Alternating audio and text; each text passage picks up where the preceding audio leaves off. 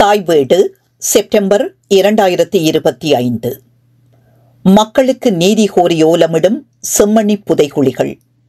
எழுதியவர் சகுனா எம். கமகே. தமிழில் மணி வேலுப்பிள்ளை. வாசிப்பவர் ஆனந்தராணி பாலேந்திரா. வெறுமனே சான்றுகள் மாத்திரமல்ல, குற்றச்சாட்டும் மனச்சாட்சியின் நிலை குலைவும் கூட செம்மணியில் தென்படுகின்றன. எலும்புகள் மட்டுமல்ல, திட்டமிட்டு தணிக்கை செய்யப்பட்ட நிகழ்வுகளும், போரை அடுத்து மக்களின் மறதி கோளாறை பயன்படுத்தி மௌனத்தை நிலைநாட்டிய ஓர் அரசினால் நெரிக்கப்பட்ட குரல் வளைகளும் கூட இத்தீவில் புதையுண்டவை என்பதை காத்திரமான முறையில் செம்மணி எமக்கு நினைவூட்டுகிறது. மீண்டும் செம்மணியோலம் கேட்கிறது. அலரிப்பூ மரத்தடியில் நீ வீழ, உன் மார்பிலிருந்து குருதி பாய, இந்த நாட்டுக்கல்ல இந்த மண்ணுக்கே உனை நான் ஈந்தேன். எழாதே, நீ எழுந்தால் நாம் எங்கே போவது? நீதியே புதையுண்ட பிறகு மக்கள் எங்கே போவது? இனி யார்தான் குரல் கொடுப்பார் மக்களுக்கு? சொற்களுள் அடங்காத ஒரு போர் நிகழ்ந்த காலத்தில் ரத்னஸ்ரீ விஜயசிங்கா எழுதிய மேற்படி சிங்கள கவிதை வரிகள் இன்று மீண்டும் எதிரொலித்து மேலும் எம்மை வருத்துகின்றன. 2025 ஜூலை மாதம் செம்மணியில் மறு அகழ்வாராய்ச்சி துவங்கிய 7ஆம் நாள் ஒரு மண்வெட்டி ஆழம் கொண்ட புதைகுழியின் முன்னே நான் நின்றிருந்தேன். ஒரு பொம்மையுடன் கூடிய பள்ளிப்பையை ஏந்தியபடி ஒரு பிள்ளையின் எலும்புக்கூடு தென்பட்டது. ஐநா அனைத்துலக சிறார் அவசரகால நிதியம் யுனிசெஃப் வழங்கிய பள்ளிப்பை அது. இது வெறுமனே ஒரு போரின் நினைவு தடமல்ல, தண்டனைக்கு உட்படாமல் இழைக்கப்படும் கொடுமையின் தொடர்ச்சி இது. செம்மணியில் நாம் செவிமடுப்பது கடந்த காலத்தின் எதிரொலி அல்ல. அங்கு நிகழ்காலம் வெகுண்டெழுந்து குமுறுகிறது. அந்த மண்ணே மௌனத்தை விரட்டி அடிக்கிறது. செம்மணிக்கு மீள்வதென்பது எமது நினைவை நாம் எதிர்கொள்வதாகும். எமது மௌனத்துடன் நாம் மல்லாடுவதாகும். நினைப்பதற்கல்ல, மறப்பதற்கு வகுக்கப்பட்ட ஒரு நீதி கட்டமைப்பின் மீது நாம் குற்றம் சுமத்துவதாகும். 1996 கிரிசாந்தி குமாரசாமி கூட்டு வன்புணர்ச்சிக்குட்பட்டு கொலையுண்டதை அடுத்து செம்மணியில் பாரிய புதைகுழிகள் கண்டுபிடிக்கப்பட்டன. இன்று 30 ஆண்டுகள் கழித்து அச்சிறுமியின் கதையும், இங்கும் அங்குமாக எமது மண்ணில் புதையுண்ட எண்ணிறைந்த மக்களின் கதைகளும் மறுபடி வெளிவந்து மறக்கடிக்கும் கலையில் துறைபோன எமது நாட்டை பிடித்து ஆட்டுகின்றன. காரணம், மௌனம் தற்செயலாய் நேர்வதல்ல, அது திட்டமிட்டு அரங்கேற்றப்படுவது. மறுப்பின் முழக்கமே மௌனம். அந்த மௌனம் இன்னமும் கலைக்கப்படவில்லை. செம்மணியில் மறு அகழ்வாராய்ச்சி, படிமுறையும் வேதனையும். செம்மணியில் தெரியவந்த பாரிய புதைகுழிகளை மறுபடி அகழும் பணி 2025 தற்செயலாகவே துவங்கியது. பிப்ரவரி மாதம் ஒரு கட்டுமான பணியின் பொழுது எலும்புகள் தென்பட்டபடியால் அதிகாரப்பூர்வமாக நடவடிக்கை எடுக்க நேர்ந்தது. ஆனாலும் அதனைத் தொடர்ந்து அதற்குரிய அலுவல்கள் ஒருங்கிணைக்கப்பட்டு பரந்துபட்ட முறையில் முன்னெடுக்கப்படவில்லை. பொருள் வசதி குன்றிய நிலையில் அரைகுறையாக ஏனோ தானோ என்று பதில் வினையாற்றும் மற்றுமோர் அரசியல் நடவடிக்கையாய் அது மாறியது. அகழ்வாராய்ச்சியின் முதலாவது கட்டம் முடிவடைந்த பிறகு 19 எலும்புக்கூடுகளாவது அகழ்ந்தெடுக்கப்பட்டதை தடவியல் தொல்லியலர் பேராசிரியர் ராஜ் சோமதேவா உறுதிப்படுத்தினார். பிறந்து 10 மாதங்களாகாத 3 குழந்தைகளின் எலும்புக்கூடுகளும் அவற்றுள் அடங்கும்.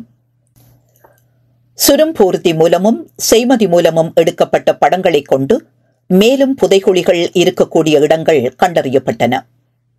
ஆயினும் அவ்வாறு அறியப்பட்ட இடங்களுள் 40 விழுக்காட்டிலும் குறைந்த அளவு பகுதியே அகழ்ந்து பார்க்கப்பட்டது. செம்மணி ஒரு தனிப்பட்ட அகழ்வு புலம் அல்ல. நாடு புண்பட்ட இடம் இது. உண்மை புதையுண்ட இடம் இது. 2025 ஜூலை 4 வெள்ளிக்கிழமை மேலும் 4 எலும்புக்கூடுகள் கண்டுபிடிக்கப்பட்டன. 2 பிள்ளைகளின் எலும்புக்கூடுகள் அவற்றுள் அடங்குவதாக நம்பப்படுகிறது. தற்பொழுது இடம்பெற்று வரும் அகழ்வாராய்ச்சியின் மூலம் இதுவரை 40 எலும்புக்கூடுகள் கண்டுபிடிக்கப்பட்டுள்ளன. காணாமல் போக்கடிக்கப்பட்டவர்களது குடும்பங்களின் பிரதிநிதியாக மனித உரிமைகள் சட்டவாளர் ரனிதா ஞானராஜா செயற்படுகிறார். சம்பந்தப்பட்ட குடும்பங்கள் வெறும் பார்வையாளர்களாக அல்ல, இழப்புகளின் நினைவை கட்டி காப்பவர்களாக செயற்படுகிறார்கள். யாழ்ப்பாணத்தில் மாத்திரம் 600 குடும்பங்கள் இன்னமும் தம்மவரை தேடித் திரிகிறார்கள். ஏற்கனவே நிகழ்ந்த காட்டிக் கொடுப்புகள், நிறைவேறாத உடல் மீட்புகள், நீதித்துறையின் தட்டிக் கழிப்புகள், ஈட்டில் அரசியல் மௌனம் போன்றவை மேற்கொண்டும் நிகழக்கூடும் என பலரும் அஞ்சுகிறார்கள். அவர்கள் அஞ்சுவதற்கு போதிய நியாயம் உண்டு. மன்னார் முதல் களவாஞ்சிக்குடி வரை, மாத்தளை முதல் சூரியகந்தை வரை பாரிய புதைகுழிகளை அகழ்ந்தாராய்ந்த போதெல்லாம் அவற்றுக்கு தடங்கல் விளைந்த வரலாறு படைத்தது இலங்கை. 2018 முதல் 2019 வரை மன்னாரில் இடம்பெற்ற அகழ்வாராய்ச்சியில் 346 உடல்கள் கண்டுபிடிக்கப்பட்டன. இற்றை வரை அவை இன்னாரின் உடல்கள் என்பது உறுதிப்படுத்தப்படவோ, அதற்கு பொறுப்பேற்க வேண்டியது யார் என்பது நிச்சயிக்கப்படவோ, அதற்கு இழப்பீடு முன்வைக்கப்படவோ இல்லை. அதிகாரிகளின் கவலையீனம் என்பது வெறுமனே படிமுறை தவறல்ல. அது அறநெறிக்கு நேர்ந்த கேடு, அறநெறிக்கு நேர்ந்த குலைவு. மானுட பண்பின் மறைவு. செம்மணியில் தென்படும் துன்பியல் வெறுமனே இந்த நாட்டில் மட்டும் இடம்பெறவில்லை. உலகம் முழுவதும் பரந்துபட்ட முறையில் புதையுண்டு வரும் மானுட விழுமியங்களுடன் அது பின்னி பிணைந்தது. இந்த 2025 ஆண்டில் காசாவிலிருந்து போர்க்குற்றங்கள் நேரடியாக ஒளிபரப்பப்படும் உலகில், அங்கு சிறுவர்களின் இறப்புகள் நிகழ்ந்தோறும் எண்ணப்படும் உலகில், ஐக்கிய நாடுகள் அவையில் பெரிய வல்லரசுகளின் வெட்டு வாக்குகளினால் அனைத்துலக சட்டம் முடங்கி போன உலகில் நாங்கள் வாழுகின்றோம். இப்பொழுதெல்லாம் தலைமறைவாக அல்ல, அப்பட்டமாகவே இனப்படுகொலை புரியப்படுகிறது. உலகில் காத்திரமான விசியாக விளங்கிய குடியாட்சி நெறி சார்ந்த மானுடத்துவம் மடிவதை இப்பொழுது நாம் காண்கிறோம். 2ஆம் உலக போர்க்களத்து சாம்பல் மேட்டில் முளைவிட்ட நிறுவனங்கள், அமைதியையும் கண்ணியத்தையும் கட்டிக்காக்கவென அமைக்கப்பட்ட நிறுவனங்கள் இப்பொழுது செல்லா காசுகளாக்கப்பட்டுள்ளன.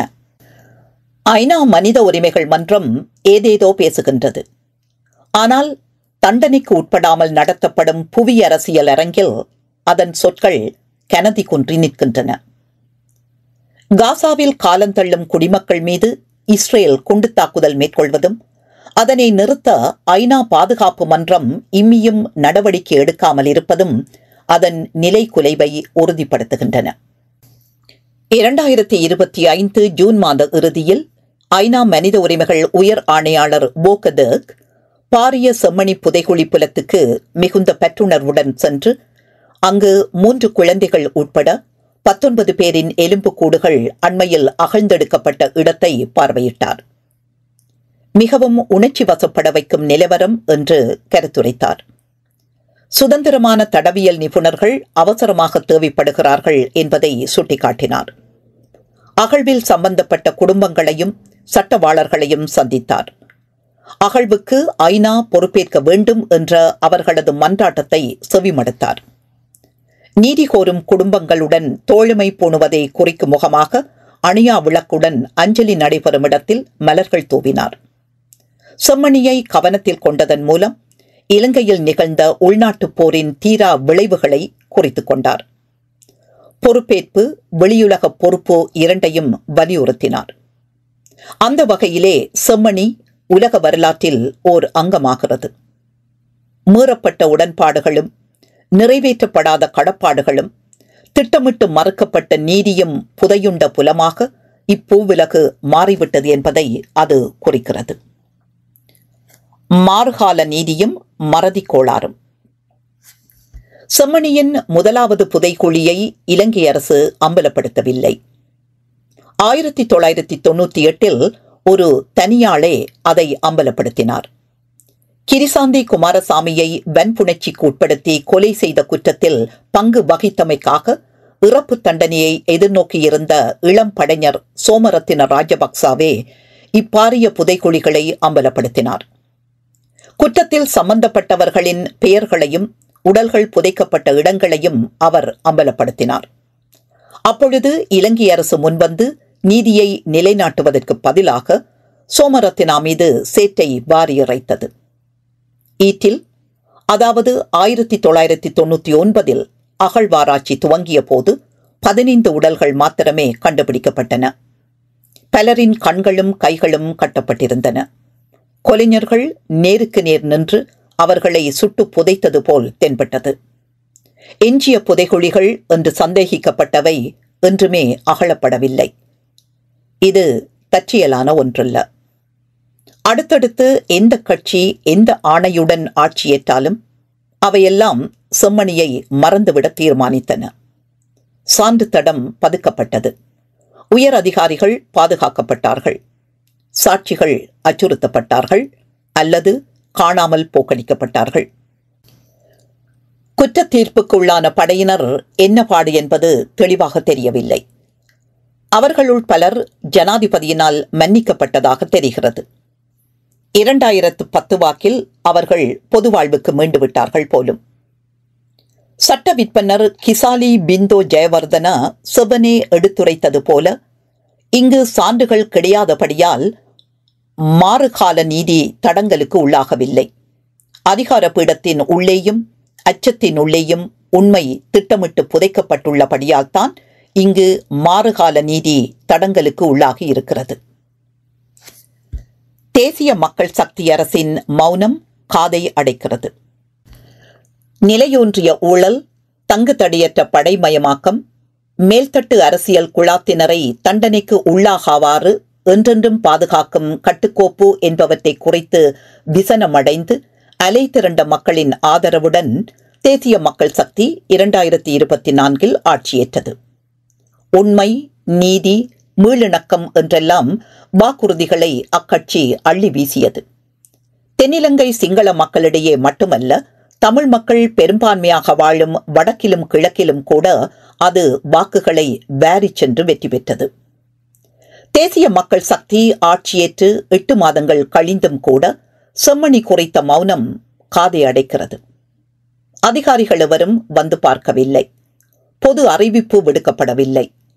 ஒரு சைகையேனும் காட்டப்படவில்லை. போடி போக்காகவேனும் ஒரு கருத்து உதிர்க்கப்படவில்லை. நீதிக்காக போராடுவதாக அரசாங்கம் மாறுதட்டுகிறது. ஆனால் இலங்கையின் படுமோசமான பாரிய புதைகுழிகளுள் ஒன்றை மறுபடி அகழ்ந்தாராய்வதிலும் காணாமல் போக்கடிக்கப்பட்டோரின் எலும்புகள் அங்கு மண்டி கிடப்பதிலும் அதே அரசாங்கம் அறவே பாராமுகம் காட்டுகிறது. இந்த முறையாவது நீதித்துறை சுதந்திரமாக இயங்க அனுமதிக்கப்படும் என்று சிலர் வாதிக்கிறார்கள். ஆயினும் அரசியல் தலைமையின் மௌனத்தை, குறிப்பாக திறந்த மனதுடன் செயற்படுவதாக மாறுதட்டும் ஒரு கட்சியின் மௌனத்தை நாம் பொருட்படுத்தாமல் இருக்க முடியாது. சூரிய கந்தை முதல் மாத்தளை வரை தேசிய மக்கள் சக்தியின் தலைவர்கள் பலரும் அரச பயங்கரத்தால் தாக்குண்டவர்கள். வன்முறை புரியும் இயந்திரத்தையும் தண்டனைக்கு உள்ளாகாத கட்டமைப்பின் தாக்கத்தையும் அவர்கள் தெள்ளத் தெளிவாக புரிந்து கொண்டவர்கள். அப்படி இருந்தும் கூட இன்று ஆட்சியில் அவர்கள் முடங்கி இருப்பதாகவே தெரிகிறது. இது திட்டமிட்டு கவனமாக நடத்தும் அரசியலாகுமா, அல்லது இன்னும் அமைதியாகவும் நயவஞ்சகமாகவும் குற்றத்துக்கு உடந்தையாய் இருப்பதாகுமா? தேசிய மக்கள் சக்திக்கு இன்னமும் ஒரு வாய்ப்பு இருக்கிறது. சொற்சிலம்பத்தின் ஊடாக அல்ல. ஆட்சியாளரால் நெடுங்காலமாக கைவிடப்பட்ட சமூகங்கள் கடந்த தேர்தலில் வழங்கிய ஆணையின் ஊடாக ஈட்டிய வாய்ப்பு. எல்லா இனங்களையும் உள்ளடக்கி அறம் காக்க அது ஈட்டிய அரிய வாய்ப்பு. அந்த வாய்ப்பினை பயன்படுத்தி உண்மையை கண்டறியும் பொறிமுறையொன்றை அவர்கள் தோற்றுவிக்கலாம். பல தரப்புகளும் பங்கு பெற்றும் வண்ணம், பலியானவர்களின் கண்ணியத்தை பேணும் வண்ணம் நம்பத்தகுந்த வெளிப்படையான பொறிமுறையொன்றை அவர்கள் தோற்றுவிக்கலாம்.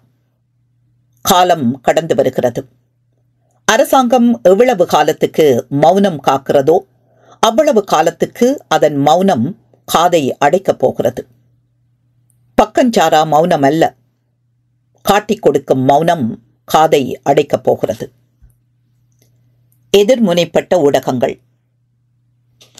2025ஆம் ஆண்டு செம்மணியில் பாரிய புதைகுழிகள் மறுபடி அகழப்பட்ட பொழுது அங்கு எலும்புகள் மாத்திரம் வெளிப்படவில்லை. இலங்கை ஊடக அரங்கிலுள்ள ஆழ்ந்த பிளவுகளையும் அது அம்பலப்படுத்தியது. தமிழ் ஊடகங்கள் செம்மணியில் நிலை கொண்டு அன்றாடம் செய்திகளை வெளியிட்டன. துக்கம் கொண்டாடும் குடும்பங்களின் செவ்விகளை தாங்கி வந்தன. அகழப்பட்ட உடற்கூறுகளின் படங்களையும் தடவியல் நிபுணர்களின் பகுப்பாய்வுகளையும் வெளிக்கொணர்ந்தன. அதேவேளை பிரதான சிங்கள ஊடகங்கள் காத்த மௌனம் காதை அடைத்தது. பல தசாப்தங்களாக சிங்கள பௌத்த தேசியத்தில் ஊறி படையினரை வெற்றி வீரர்களாக கொண்டாடி கதையளக்கும் ஊடக வழமைக்கு செம்மணியால் ஆபத்து நேருமல்லவா? ஆதலால் சிங்கள ஊடகங்கள் பலவும் இந்த அகழ்வாராய்ச்சியை பொருட்படுத்தவே இல்லை, அல்லது அதை ஓர் ஓரச் செய்தியாக தாழ்த்தியும் பின்பக்கங்களில் புதைத்தும் வெளியிட்டன. பாதுகாப்பு கரசனைகள் எனும் கண்ணாடி அணிந்து அதை வெட்டி குறைத்து வெளியிட்டன. இது ஊடக பொறுப்புணர்வல்ல, திட்டமிட்டு தட்டி கழிக்கும் ஊடக வேலைப்பாடு. அத்தகைய மௌனம் நடுநிலையாகாது, திட்டமிட்டு மறுத்துரைக்கும் கட்டமைப்பின் வேலை அது. அரச படைகளுடன் சம்பந்தப்பட்ட பாரிய புதைகுழிகள் கண்டறியப்பட்டதை ஒப்புக்கொள்வது நெடுங்காலமாக பேணப்பட்டு வரும் கட்டுக்கதைகளுக்கு ஆப்பு வைப்பதாகலாம். படையினர் புரிந்த குற்றங்களை பற்றி பேசுவோருக்கு புலி ஆதரவாளர்கள், தேச விரோதிகள், தேச துரோகிகள் என்று முத்திரை குத்தப்படலாம். எனினும் இத்தகைய அரசியலை விட அந்த பிள்ளையின் பள்ளிப்பையினுள் இருந்த காலணியும் பொம்மையும் உள்ளத்தை ஆழமாக புண்படுத்துகின்றன. நாட்டின் மனச்சாட்சியை நோக்கி அறைகூவுகின்றன. உண்மையை அறிவிக்க மறுப்பது வெறுமனே நெறி பிறழ்ந்த கோழைத்தனம் மட்டுமல்ல, அது குற்றத்துக்கு உடந்தையாயிருக்கும் செயலாகும். நீதியை ஓர் அச்சுறுத்தலாகவும் பொறுப்பேற்பை ஒரு காட்டிக் கொடுப்பாகவும் திரிக்கும் செயலாகும். ஆனால் அரசியல் யாப்பின்படி இன மத அரசியல் பேதமின்றி மக்கள் அனைவரையும் பாதுகாப்பதற்கு இலங்கை அரசு கடமைப்பட்டுள்ளது.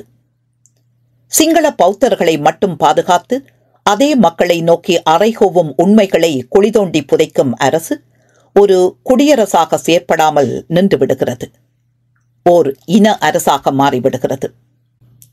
செம்மணியில் இடம்பெற்றது ஒரு தனி நிகழ்வல்ல. திரும்ப திரும்ப திட்டமிட்டு தண்டனைக்கு உட்படாமல் புரிந்த குற்றத்தின் தடத்தை ஒழித்து கட்டிய வரலாற்றில் செம்மணி ஒரு கூறு மாத்திரமே. 1990ஆம் ஆண்டு சூரியகந்தையில் 33 பள்ளி சிறுவர்களை படையினர் படுகொலை செய்தனர். அதற்கு எவருமே பொறுப்பேற்க வைக்கப்படவில்லை. 1989இல் ஜேவிபி நடத்திய கிளர்ச்சியுடன் சம்பந்தப்பட்ட பாரிய புதைகுழி ஒன்று 2012இல் மாத்தளையில் கண்டுபிடிக்கப்பட்டது. அப்பாதகத்தை புரிந்தவர்கள் இன்னமும் இனங்காட்டப்படவில்லை. மன்னாரில் 346 உடல்கள் அகழ்ந்தெடுக்கப்பட்டன. எனினும் மௌனமே தொடர்ந்தது.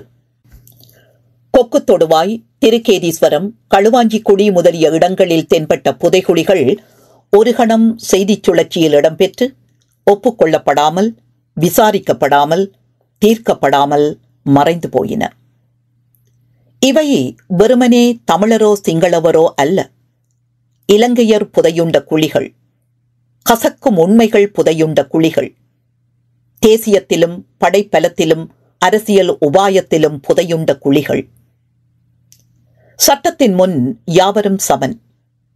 அரசியல் பாதிப்பு ஏற்படாவிடத்து அகழ்வாராய்ச்சியில் ஈடுபடுவதும், ஆதிக்க தரப்பின் கதையளப்புக்கு மாறான விவரங்கள் தெரிய வருமிடத்து அகழ்வாராய்ச்சியை நிறுத்துவதும் உண்மையை கடைபிடிப்பதாகாது, உண்மையை விட்டு ஓட்டமெடுப்பதாகும். வெளியுலக பொறுப்பு. 2024இல் மனித உரிமைகள் உயர் ஆணையாளரின் அலுவலகம் குறிப்பிட்டது போல் உலக நியமங்களுக்கேற்ப அகழ்வாராய்ச்சியில் ஈடுபடும் தொழில்நுட்பமோ பணபலமோ நெறித்திறமோ இலங்கைக்கு கிடையாது. ஏற்கனவே இந்த இடைவெளியை நிரப்பவென அமைக்கப்பட்ட காணாமல் போனோரின் அலுவலகம் ஒரு வீண் உருப்படியாகிவிட்டது. அதற்கு நிதி உதவியும் போதாது, அதிகாரமும் போதாது, சம்பந்தப்பட்டவர்களுக்கு அதில் நம்பிக்கையும் இல்லை. அகழ்வாராய்ச்சிக்கு பொறுப்பேற்கும்படி பாதிக்கப்பட்ட குடும்பங்கள் வெளியுலகத்திடம் கோருவது நியாயமே. அது வெளியுலக தலையீடு அல்ல, இன்றியமையாத ஒன்று. நம்பிக்கையான முறையில் கண்காணிக்கப்படாவிட்டால் செம்மணியும் மற்றுமோர் ஆறாத புண்ணாகி பொறையோடக்கூடும். வெளியுலக பொறிமுறைகள் இலங்கையின் இறைமையை மீறுவதாகும் என்று வாதிடுவோருக்கு நீதி வழங்கா இறைமை கொடுங்கோன்மையாகும் என்று எளிதாக நாம் பதிலளிக்கலாம். மக்கள் கோரிவிட்டார்கள், அரசாங்கம் செவிசாய்க்குமா? கடந்த தேர்தலில் தேசிய மக்கள் சக்தி ஈட்டிய வெற்றி வெறுமனே ராஜபக்ஷாக்களை மக்கள் நிராகரித்து விட்டார்கள் என்று பொருள்படாது. அது நீதியை நிலைநாட்டுவதற்கான ஆணை, இனங்களை ஊடறுத்து ஓங்கிய மக்கள் கூட்டணியின் நம்பிக்கை. மக்கள் தமது பங்கினை ஆற்றிவிட்டார்கள். இனி அரசாங்கம் அதன் பங்கினை ஆற்ற வேண்டிய தருணம் இது. செயற்படுவதற்கான அரசியல் வலு அரசாங்கத்திடம் உள்ளதா என்பதல்ல கேள்வி. செயற்படும் துணிவு அரசாங்கத்திடம் உள்ளதா என்பதே கேள்வி. வெளியுலக உத்தரவாதங்களுடன் உள்நாட்டு உண்மை ஆணையம் ஒன்றை அரசாங்கம் அமைக்கலாம். இழப்பீடுகளை முன்வைக்கலாம். ஒரு முன்னீடாய் அமையும் வண்ணம் அதிகார ஏணியொன்றின் மீதாவது வழக்கு தொடரலாம். தடவியல் அணிகளை புறக்கணிக்காமல் அவற்றுக்கு துணை நிற்கலாம். மௌனம் சாதிக்காமல் வாய் திறந்து பேசலாம். செம்மணி பேசுகின்றதே. எமது குடியரசுக்கு செம்மணி ஒரு தேர்வு. செம்மணி வெறுமனே ஒரு புதைகுழி அல்ல, அது ஒரு கண்ணாடி. கடந்த போரின் கொடுமையை மாத்திரமன்றி நிகழ்கால அறச்சீரழிவையும் அது புலப்படுத்துகிறது. உண்மையின் மீதா, இதமான பொய்களின் மீதா கட்டி எழுப்பப்படும் குடியரசாக விளங்க நாம் விரும்புகிறோம் என்று அது எங்களிடம் வினவுகிறது.